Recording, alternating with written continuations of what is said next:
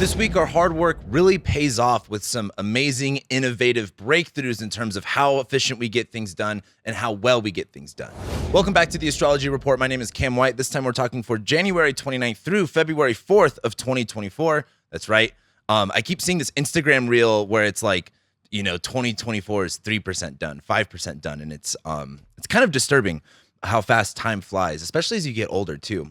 Old people like to say like, oh, time goes faster, as you get older. And I didn't really believe that. And now I'm only 27 and I'm like, oh my God, it goes really fast. Anyway, this week does not have the biggest transits in the world. However, we still have a lot of things in Capricorn, and there's still a lot of like efficiency and hard work that we kind of have going on this week that seems, in my opinion, really rewarding. However, that comes with the caveat of a couple of harsh lunar transits. So let's go ahead and start talking about it. So we start the week off with the moon in Virgo in the last decan of it, making a trine to Mars and Mercury, while also going opposite Neptune, and the moon will also kind of make a trine to Uranus, while Mars trines Uranus. So Monday just seems really, really productive. When the moon's in Virgo, like I always say, you're talking about cleaning, you're talking about organizing, you're talking about just really, getting every detail like taken care of, crossing all of your T's, dotting all of your I's. And I think this time more than ever, you'll see that be much more apparent while everything's in Capricorn, and Capricorn's again about efficiency, systems. What's really interesting is when I think about Capricorn, especially as its opposite Cancer, something to help you with astrology if you're like still in the learning phase is thinking about things in axes, like the Capricorn Cancer axis or the Leo Aquarius axis. I've been thinking a lot about the Leo Aquarius axis as of late, given all of the Aquarius stuff we have going on. But I think about the Cancer Capricorn axis in terms of like efficiency in equipment and cleanliness. I've argued this before where I in my opinion, I believe like Mars is much more lenient towards things being clean. Maybe that means more sterile, and like maybe the moon is more of like cleaning things. But the reason I bring that up is, I've talked a lot about my dad being a firefighter. And if you know anything about firefighters, they're very meticulous about things being very clean and organized. It was super funny. My dad was not a mechanic whatsoever. He was really good at yard work kind of stuff, taking down trees, but he always had this big garage full of all these tools, and he never used them, but that garage was always organized, always clean. The firefighters, they take care of those engines and they just clean it to the very tiniest details. And so when I think of the moon in Virgo, trining Mars, there's something about things being clean and things being at the right place. If you're a mechanic or if you've ever worked on, really anything, knowing where your tool is at is going to help you save time and help you be more efficient at your work versus spending, 20, 30 minutes looking for that stupid tool that you used the last time, but you don't remember where you put. So the moon in Virgo, making that trine to Mars, I think is a level of hey, if I know where things are at, if I have things stationed where they're supposed to be stationed, I can be more efficient, I can be more punctual, I can get more work done with less energy expenditure. The moon also will make a trine to Mercury, and I look at Mercury, again, being kind of more of a planet of organization as look at, if I, again, develop a system, if I develop a plan, if I develop a, this is what's going to happen this day, this is what's going to happen that day. Again, more efficiency. Mars is just kind of there with Mercury being hey, we have the energy for this. We're sticking to this plan. And Mercury and Capricorn is kind of going through the plan, understanding the system. So I just think the moon making trines to this is, again, connecting dots, seeing if your plan is efficient, seeing if your plan is working. The only issue is then the moon will go opposite Neptune. And the moon in Virgo opposite Neptune is a little bit of that, where's that missing tool? Or am I forgetting something? Is there some sort of part of this that I'm not remembering? I think about that all the time when it comes to when you have a big list of things to get done and you get them done, but you can't help but did I forget something on this list? When you go grocery shopping, you make a big gigantic list. And as you're kind of shopping or you're in the checkout line, you're man, I feel like there's something I'm missing, even though I made this whole plan. I made this whole, outline for all this stuff. That's kind of the feeling by the time we get to the end of Monday. But the big highlight we have on Monday is Mars making a trine to Uranus. Mars is in Capricorn. When Mars is exalted, right, we are talking about fights and confrontation, but we are talking about energy and drive. There is a level of it just working so well, it being so efficient and streamlined to where it almost makes things easier. I might have said this on the last weekly horoscope or maybe the week before, but I think it's worth repeating. I believe it was an Albert Einstein quote. I might be wrong on that, but it was an idiot with a plan will get much farther than a genius without any sort of a plan. And that's how I think of Mars in Capricorn. when you have some sort of a system or a plan or even a tradition of doing things, it'll make things a lot easier and a lot smoother, and you don't really have to think about it. And I look at Mars trining Uranus is, if Uranus is innovation and breakthroughs, and yeah, it's rebellion, and yeah, it's instability, but this is a trine. Like the good aspects like trines and sextiles are things that like say, yes, like this is going to work, versus like squares and oppositions are like, no. So Mars trining Uranus is like, hey, maybe if you do something a little bit different, if you have a little bit of innovation, if you have a spark of creativity, this is really going to help you progress yourself farther. So I think on Monday, it's worth trying something new. It's worth trying something different to see how much farther that's going to get you. As we get into Tuesday, the moon is going to enter Libra. I wrote Gemini. I don't know why I wrote Gemini here. It's supposed to be Libra. Moon's going to enter Libra. So as the moon's in Libra, again, much more about balance, much more about fairness, much more about relationships. Communication too as well. And as the moon goes into Libra, it will make that trine to Pluto. I'm not, again, I've said this before, in my consultations, I've seen just much more people talking about the lifting of weight of Pluto leaving Capricorn, whatever house that is, and there being a much more powerful experience with Pluto going into Aquarius and like whatever house that rules. It's really interesting how I don't see Pluto being all that bad right now. Okay, like right now. We're gonna give that a caveat because Pluto rules what it rules. But as the moon goes into Libra and it trines Pluto, the way I look at it is like, what relationships do you have around you? Like, I really love that saying, it takes a village to raise a child, because it's so true. It takes a team to do anything. And there's a lot of things that you can do by yourself that you can do on your own. But at some point it does require, community. I know I've been really harsh on Aquarius over the past few years, and there's rightfully so, in my opinion, given the context of everything that's been going on.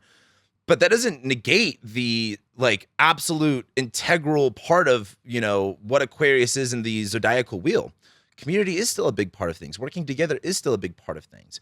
And I look at Pluto and Aquarius as there is a level of fear and corruption and power that is in Aquarius. Like I posted on my Instagram story, like, you see the talk about the death of the internet coming up more and more. You see a lot more people being like, I don't like how, addicted to my phone I am. I don't like how technology has essentially enslaved me in this way where I'm forced to use it.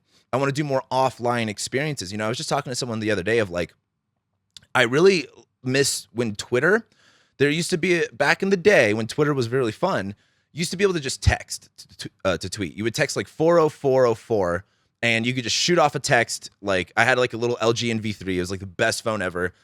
Shoot off a text, go and do your thing. You want to check Twitter. And then you'd get home and, scroll on Twitter on your computer and then, take off. Like the good old days. Like there was an offline world and an online world versus now they're all so encapsulated together that it's sickening. And so I feel as if Pluto and Aquarius is a big part of that. But the other part of it is if Pluto is in Aquarius, it's like, what is the power of community? What is the power of the people that are around us? And I look at the moon in Libra trining Pluto as like, what access do we have to that? How can we enable the relationships around us to be more powerful, to be more impactful?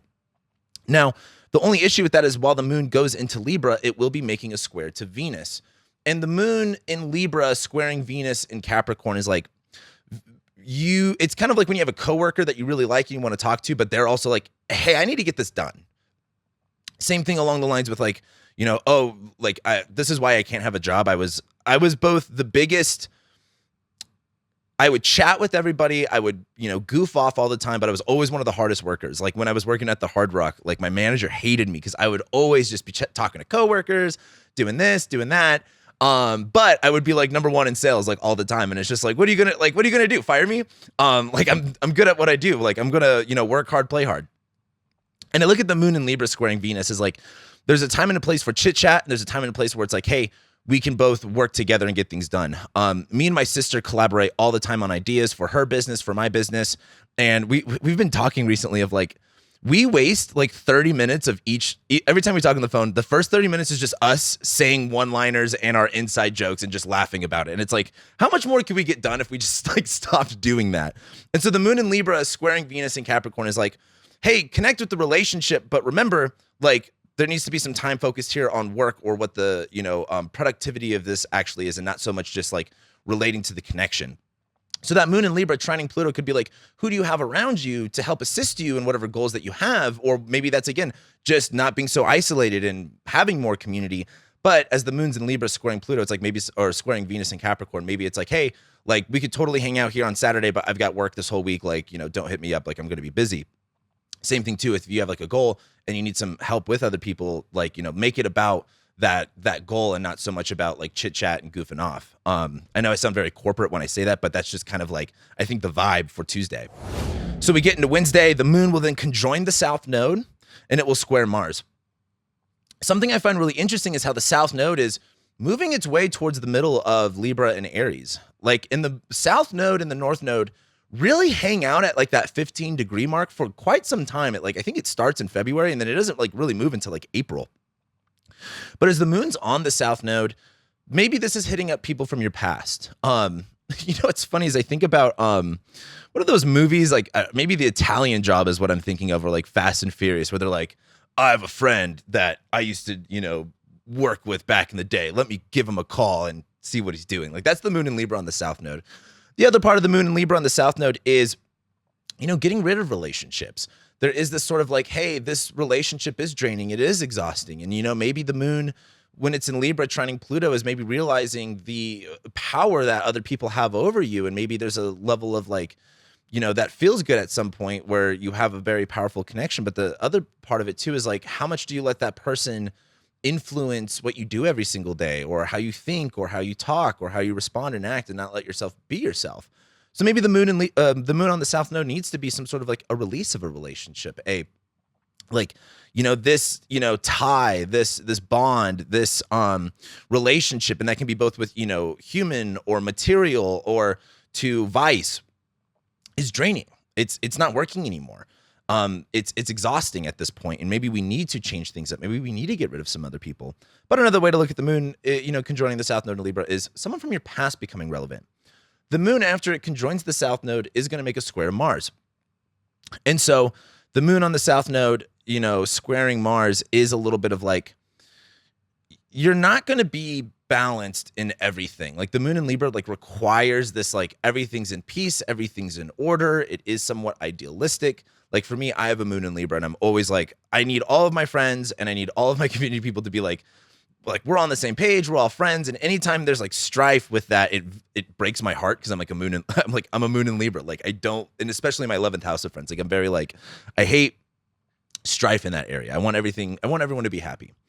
But that moon squaring Mars is like, hey, the things that you have to do or the things that you're doing, not everyone's going to agree with. And, someone might like, when I shared my music, which by the way, go ahead and stream Captured if you haven't already. Thank you so much for everyone who has streamed it. We have so much more music coming out on the way. It's like, I had a lot of you, and I knew this because given my demographic of my audience, I knew like a lot of people were going to be like not into it. And some people were like, this is not my style. But I'm proud of you for making music, which I really, really appreciated. And I didn't take that too, emotionally whatsoever, because I knew that was going to happen. But like the moon in Libra squaring Mars is kind of like, you might show someone something like show and tell, and they're like, oh, I don't like that.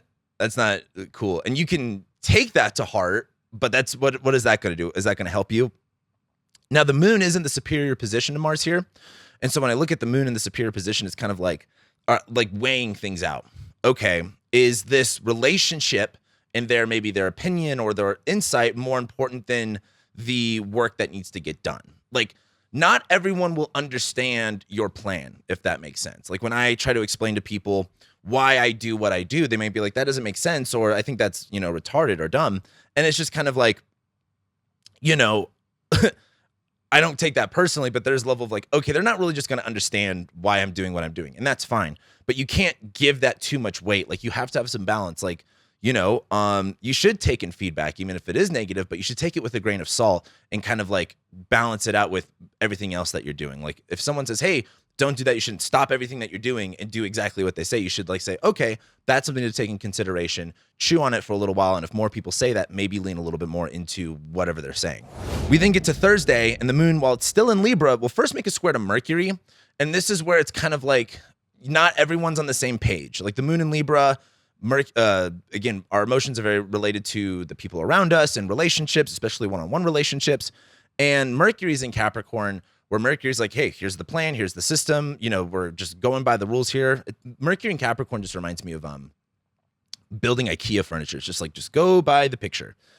And the moon squaring Mercury is like, not everyone's on the same page with the plan. Not everyone's on the same page with how this system or how you are doing things, especially too.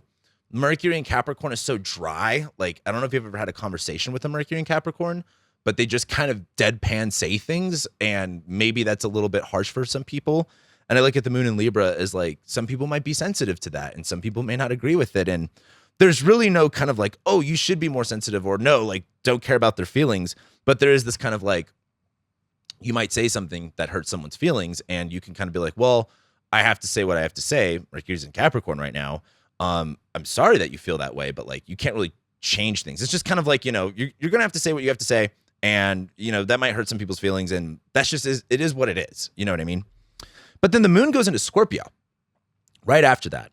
And it makes a square to Pluto. Now, this is what I find really interesting is this moon square Mercury is kind of like, again, what we say or our ideas or our thoughts aren't in alignment with the relationships that we have around us. And then the moon goes into Scorpio and squares Pluto. Where again, the moon in Scorpio is very like, oh, like this sinking feeling, like no one loves me, and everything's gonna go bad, and I'm depressed and anxious, and I want to kill myself, kind of stuff. The moon making that square to Pluto is like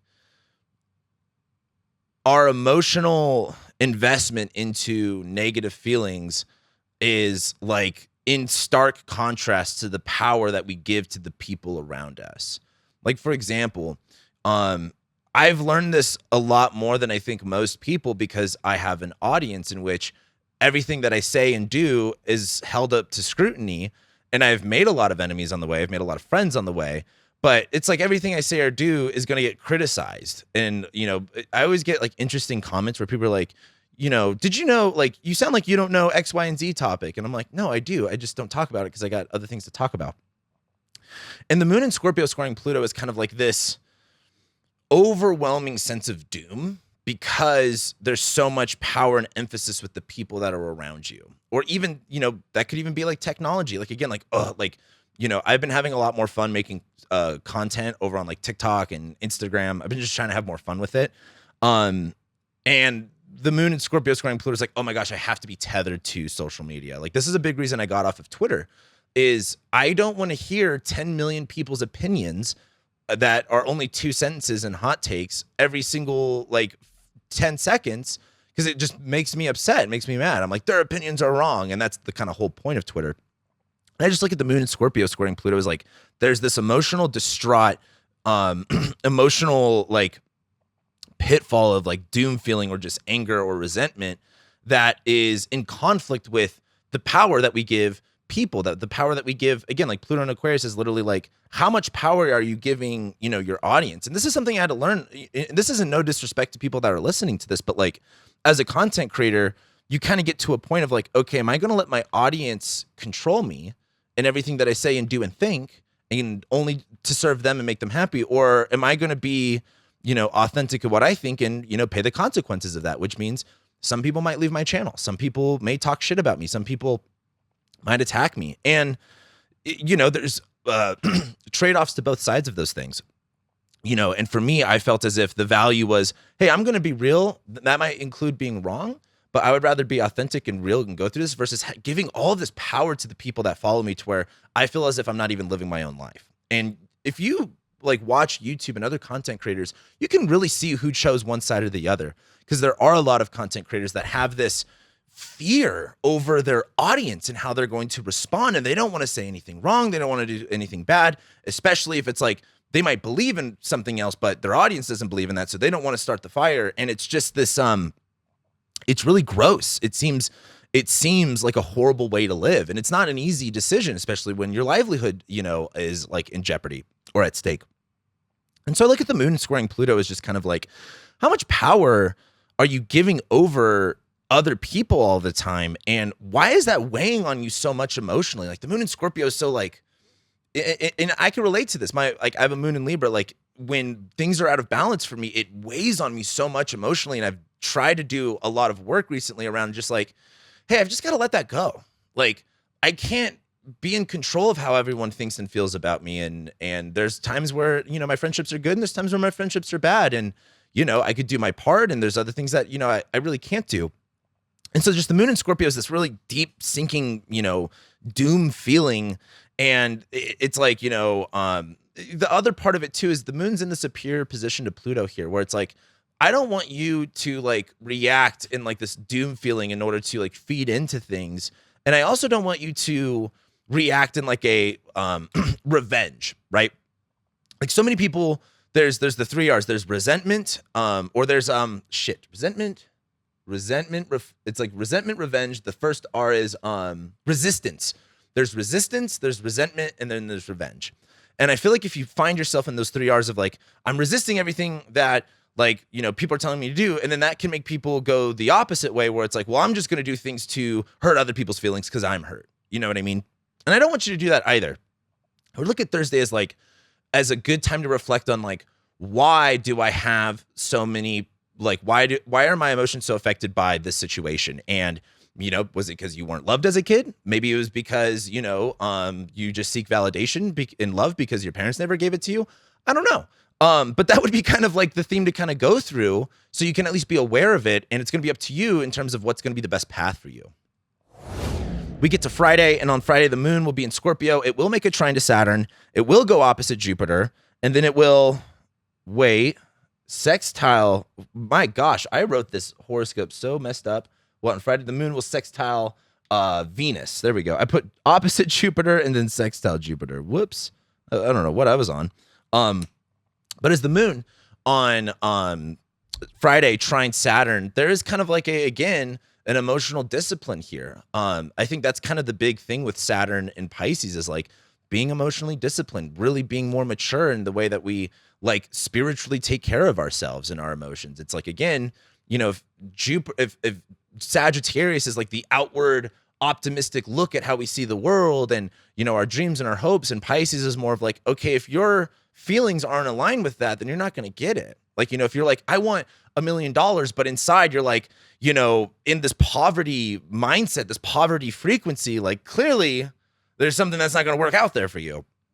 And I feel like just Saturn and Pisces is really being much more disciplined when it comes to like, all right, like, why do I feel that way? And do I actually really believe that? And and again, like your beliefs are such a like, you can change your beliefs to change your emotions. Like emotions come and go. They're not like we base so many people are like, oh my God, I feel this way. And because I feel this way, I'm going to do X, Y, and Z. And it's like, you have to have the discipline over your emotions. Like, and I'm not speaking from a position where I have it all figured out here. Like I do this every single day where I'm like, okay, Cameron, don't like, just because you feel this way doesn't mean like that's what it is. You just feel this way right now. And how can I be more realistic about how I see my emotions? And they come and go, but there is a sort of truth that is never going to change. And so the moon trining Saturn is just like, hey, like you feel a certain way right now. In that moon squaring Pluto is kind of like the very like, shock and awe, like, the scare, like if you're watching a scary movie and it's like the villain's in your face and it's like, And then as we get into Friday, it's like, okay, well, like how scary is that? Do I really need to react to it? Do I really need to respond to it? Do I really need to like be revengeful about that? And then the moon goes opposite Jupiter, where the moon, and Jupiter are kind of at odds with one another, where it's like this moon in Scorpio is like, well, I'm not feeling satisfied and nourished right now. But Jupiter in Taurus is kind of saying like, hey, again, slow and steady wins the race. Your faith needs to be put into value. Your faith needs to be put into stability. And that moon opposite Jupiter is like, I'm not seeing the results I want right now. I'm not getting my way right now. And so like, I'm just going to give up here. And so that moon opposite Jupiter is really kind of like, hey, you're not going to get it figured out overnight. You're not going to get it figured out. Life is cyclical. I mean, again, this is what I love about what I do. I talk to 18-year-olds that want to get a chart read, and I talk to literally 80-year-olds. You know what the 60, 70, 80-year-olds say? They don't got it figured out. They're still learning every single day. And that, like sometimes they still feel like a kid, and there's a lot of astrology reasons for that too. Like they're still growing up. And when you like, I might say that to you right now, and you might kind of like understand that on the surface level. But like when you just talk to so many people in that age range, like I do, you really get of like, there's no figuring it out. There is no like, point where you just get a hold of everything. There's only like, you repeat your cycles and you just get better at it and better at it and better at it, but never perfect. And there's a level of, just what I really want to say here is life is cyclical. You're not going to get it figured out. It's not going to be overnight, but that shouldn't inhibit you from trying to do better. I believe that life goes in an upward position, although it's cyclical, although it repeats. After the moon goes opposite Jupiter, it sextiles Venus. And again, Venus in Capricorn is just like, hey, just do the work. When you can, I've been thinking a lot about this recently in terms of thinking of I'm doing my delineation series of the world at war and all these crazy things going on. And I have found that when I look at history and I can look at the future, the thing that serves me the best is not having this emotional attachment to things. Like, we can call things out as they are without having an emotional attachment to it, where it's like, oh no, this is the right thing, or this is the wrong thing. It's like, and again, like when I speak to you guys, I think part of it's the parasocial relationship, part of it's the confidence that I kind of in which I say things, but I don't have it figured out. Like, I'm working through this all the time, and I've found myself very emotionally invested into one side or the other. But I found that what works for me is not having an emotional tie to the outcome, but just being able to look at things from a very realistic standpoint. I look at the moon in Scorpio sextiling Venus in Capricorn as hey, rather than sulking in your emotions, Venus is about pleasure. Venus is about fun. She's in Capricorn. Hey, just get some things done.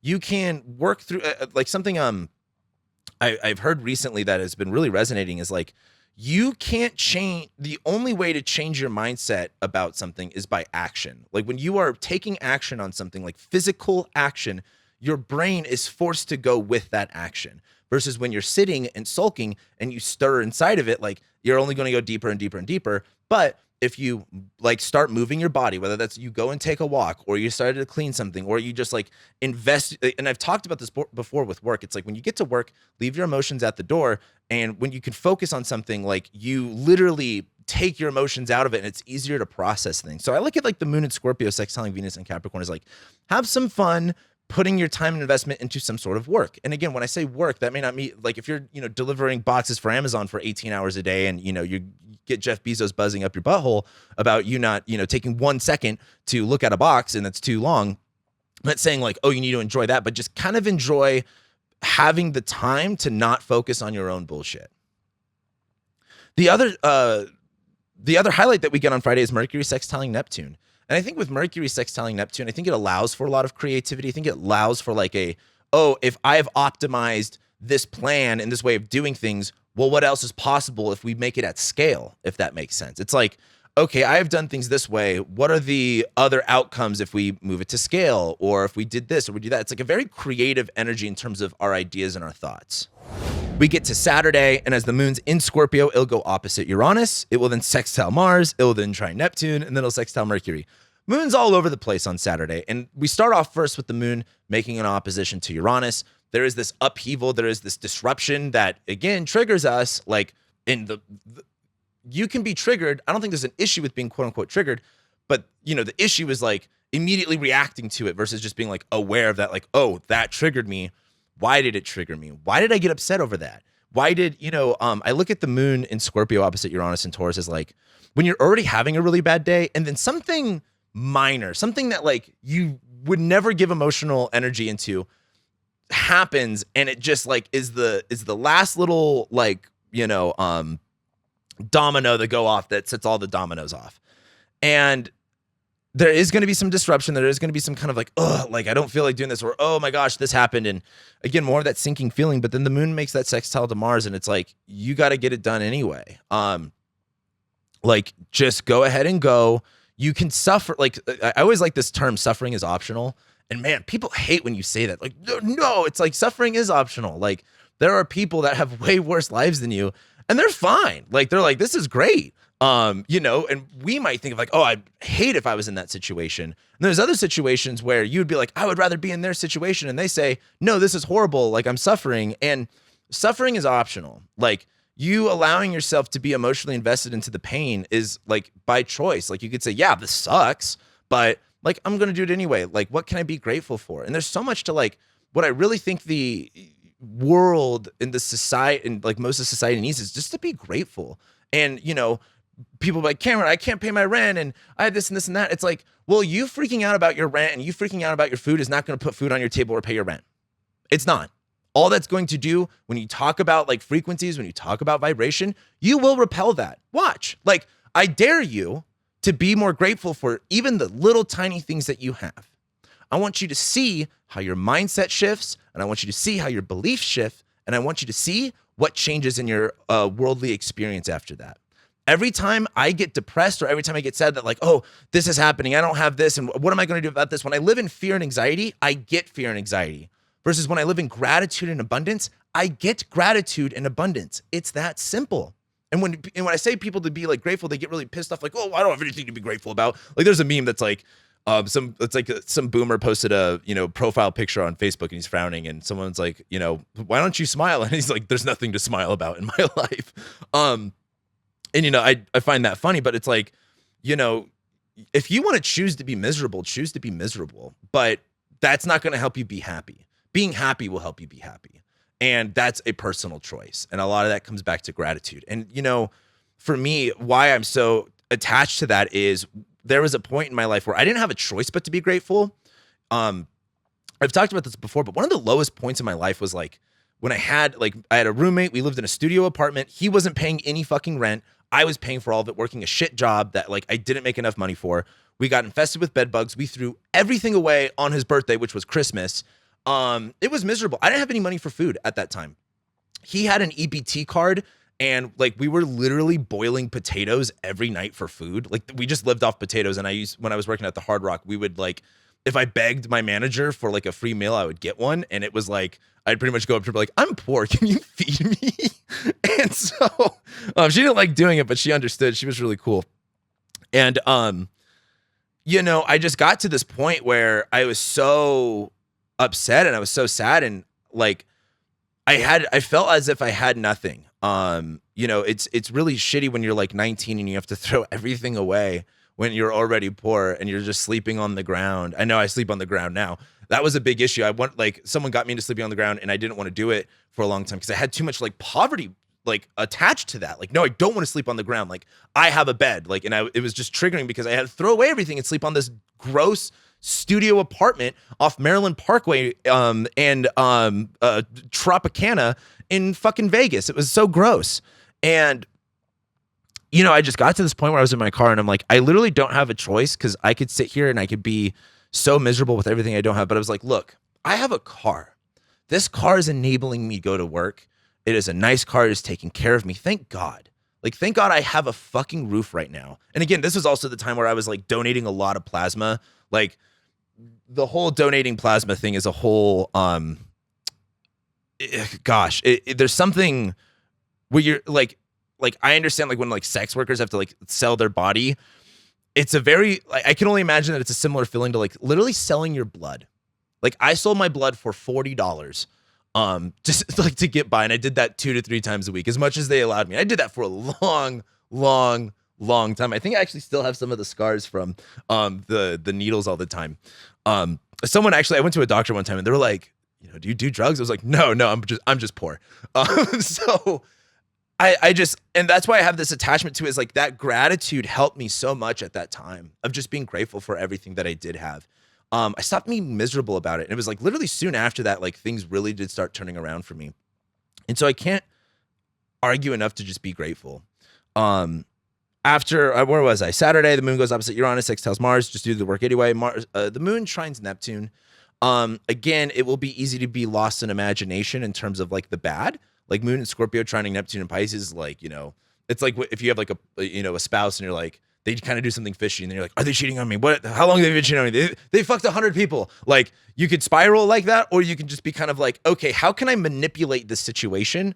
Again, I could Moon and Scorpio trining Neptune is kind of you could spiral about everything that you don't have, or you can literally manipulate the situation and gaslight yourself into being well, at least I have this. And it's if I can just find a penny on the ground, that's going to make my life. The moon then also will sextile Mercury in Capricorn, where it's just kind of hey, again, with everything in Capricorn, the busy work is really going to help you. keeping your mind occupied with things that are right in front of you that your hands have to take care of. Like, again, I've said this before all the time, like idle hands are the devil's workshop. There's a reason why that has been said for a long time. So then we get into Sunday, and the moon will then ingress into Sagittarius. It will sextile Pluto and then make a square to Saturn. So as the moon goes into Sag, again, there's a lot more of like freedom, adventure, feeling more jovial. Just again, that's going to be easier to be more grateful. It sextiles Pluto in Aquarius. The way I kind of look at this is like, what are the tools and the technology to kind of get you out of the situation that you're in? Again, what are the people that are around you that can kind of help that and assist that? But the moon will make a square to Saturn. You can, even at that time, I had a lot of big dreams. Like when I was like really bored and literally had nothing going on in my life, I had huge dreams of what I wanted to do. And I could just relate to this a lot. This is when Saturn was in Scorpio, but it was very like, oh no, it was actually Saturn in Sagittarius. You can dream up of the situations you want all day long, but it will like, okay, that's great. But are you going to become that person on the inside to be that person on the outside? And that moon in Sag is like, that's great. Have your dreams, have your hopes, but like, you need to be disciplined more emotionally. You need to be more like serious about like, how do you react to things? How do you, see yourself? Like, again, like the world around you is just a reflection of what's inside of you. And I think that moon in Sag is like, well, you're not going to get these opportunities or this expansion until you do that reflective work and like, again, discipline that and be more realistic about that. And then on Sunday, I'm going to talk about more about this next week, but Sunday is when Mercury ingresses into Aquarius. And it ingresses into Aquarius really late at night. And I think with Mercury going into Aquarius, not being in Capricorn, like Mercury in Capricorn is so much more of like, again, plans, systems, efficiency, tradition, like sticking to it, versus Mercury in Aquarius is much more, it is mental gymnastics. And there's a time where mental gymnastics can really help you. And there's times where mental gymnastics don't really work out that well. But it will make its way to Pluto, and that doesn't happen on Sunday evening. Like this happens at like 9 p.m. like Mountain Time, Sunday night. So I'm just going to talk about Mercury going into Aquarius next week, because I really just think Mercury hitting Pluto will be a much bigger deal. So next week we have Mercury ingressing into Aquarius. We have Mercury conjoining Pluto. We have Mars sextiling Neptune. We have Venus trining Uranus. And we have the new moon in Aquarius. When we get to this point of the year, when we get the Capricorn, Aquarius, Pisces stuff, it's such a, like, again, it's the dead of winter and we're slowly making our way towards spring. It's kind of like this really low point. It's kind of like that, almost reminds me of like 3 p.m. feeling or that 2 p.m. feeling at work where it's like, we're really low and clocking out is somewhat on the horizon, but like as of right now, like this sucks. And so we'll talk about that next week. Let me know what your guys' thoughts are below. Make sure you comment, make sure you like, subscribe. I love and appreciate every single one of you guys, and I'll be seeing you guys next week.